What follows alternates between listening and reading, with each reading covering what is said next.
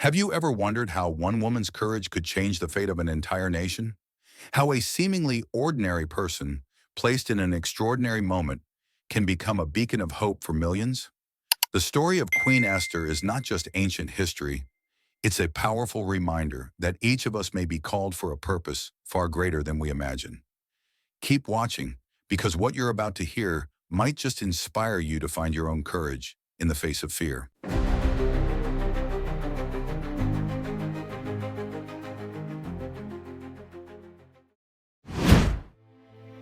This story begins in the ancient city of Persia, where the Jewish people lived as exiles under the rules of King Xerxes. Among them was a young and beautiful woman named Esther, who would rise to a position of great influence and courageously save her people from destruction. One day, King Xerxes decided to show off the glory of his reign. He threw a spectacular feast lasting 180 days. To end the celebrations, King Xerxes hosted a final 7-day banquet. On the 7th day, intoxicated by wine and power, King Xerxes gave a command that shocked everyone. He ordered Queen Vashti, his beautiful wife, to appear before the guests wearing her royal crown.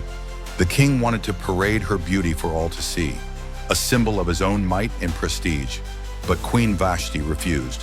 The room fell silent, a queen disobeying her king. Such defiance was unheard of and threatened the very foundation of the king's authority. The royal advisors grew anxious. They warned the king that if Queen Vashti's disobedience went unpunished, other women might follow her example, causing chaos and disrespect throughout the empire. King Xerxes, unable to tolerate such rebellion, ordered that Queen Vashti be stripped of her title and never allowed to enter his presence again. The throne was empty, and a search began across Persia to find a new queen. This search brought many young women from every province to the palace.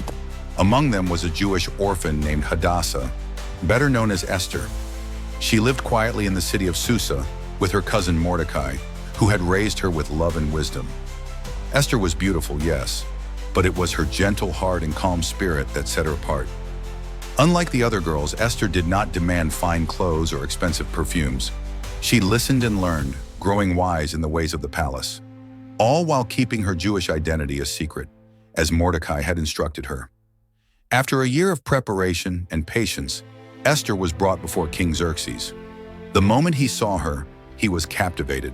It was not only her beauty that drew him in, but a quiet strength and dignity. King Xerxes placed the royal crown on Esther's head, naming her the new queen of Persia. Her rise to the throne came with dangers lurking in the shadows. Mordecai, ever watchful, spent days sitting by the city gate, guarding his people and praying for their safety. One day he overheard a plot by 2 palace guards to assassinate King Xerxes. Mordecai quickly reported the conspiracy to Queen Esther, who passed it on to the king. The guards were arrested and executed, and the king's records noted Mordecai's loyalty, though this was soon forgotten. Meanwhile, a man named Haman rose to power.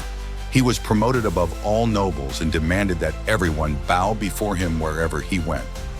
But Mordecai, a man of faith and integrity, refused.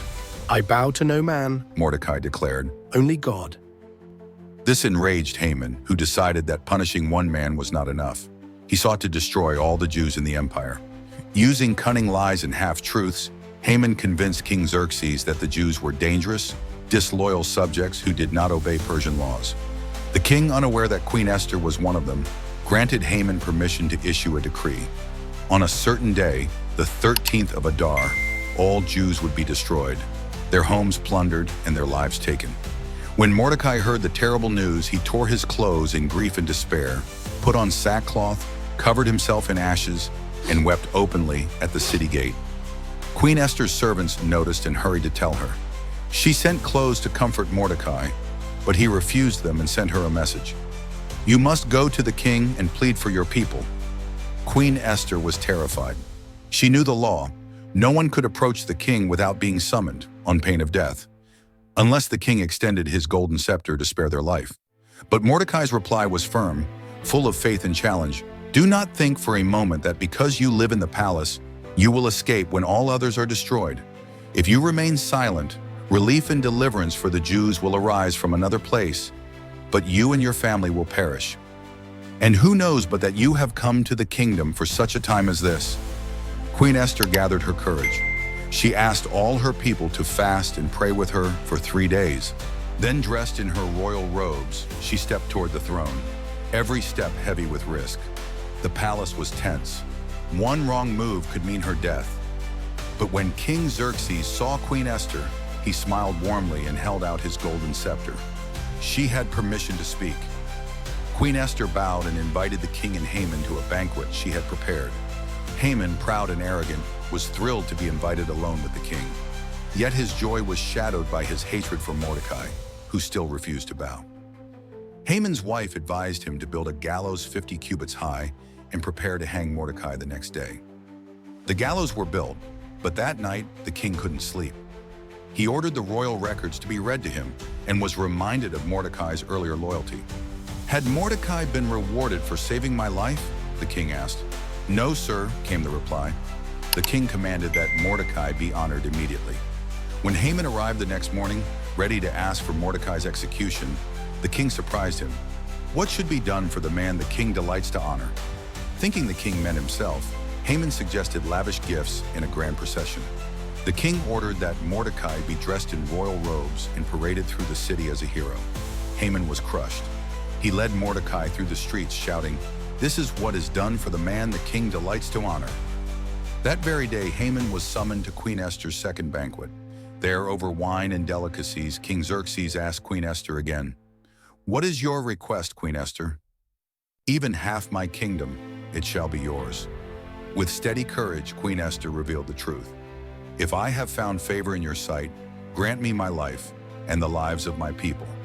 For we have been sold to be destroyed, killed, and annihilated." The king's face darkened with anger.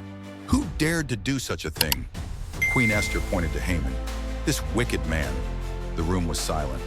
Haman begged for mercy, but when the king returned, he found Haman fallen on Queen Esther's couch, pleading. King Xerxes roared, "Will he even assault the queen in my presence?" The king's advisor whispered, "There is a gallows 50 cubits high that Haman built for Mordecai. Hang him on it," the king commanded. Haman was executed on the very gallows he had prepared for Mordecai. Queen Esther remained in the palace, not just as a queen of Persia, but as a queen of courage and faith, remembered forever for her bravery in the face of danger and her unwavering love for her people. Thank you for watching. Please like, share, and subscribe for more amazing videos. Thank you.